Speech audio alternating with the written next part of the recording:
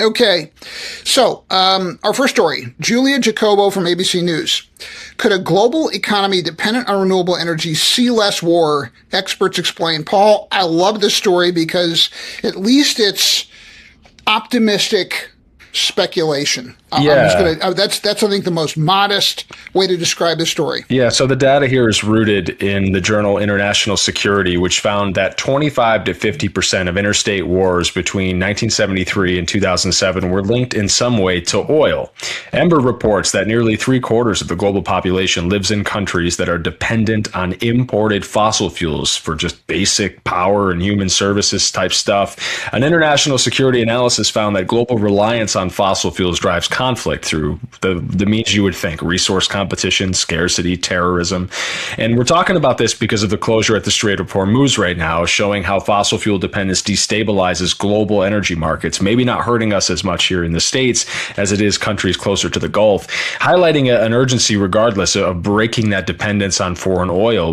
We're hearing about it in Taiwan right now. The blockade in Cuba is in the news, Mike.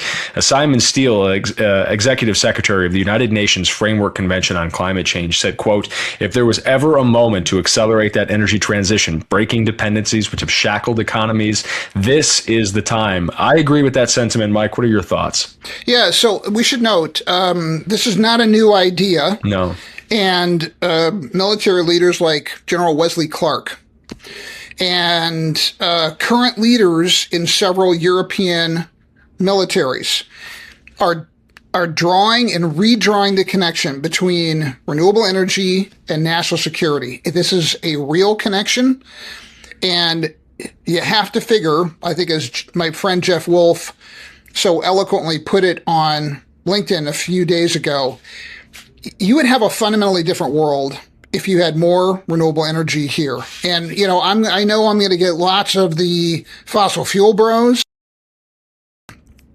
on there and the bots all honking and hollering. But here's the thing. The bots love to honk. Yeah. If you're a realist, you have to get real about reality. And reality is that we've got a war that's happening, and the fallout from it is because of our excessive reliance on the dirtiest fuels in the history of the world. That's just reality. So a cleaner economy could reduce fossil fuels that are causing global climate disruption.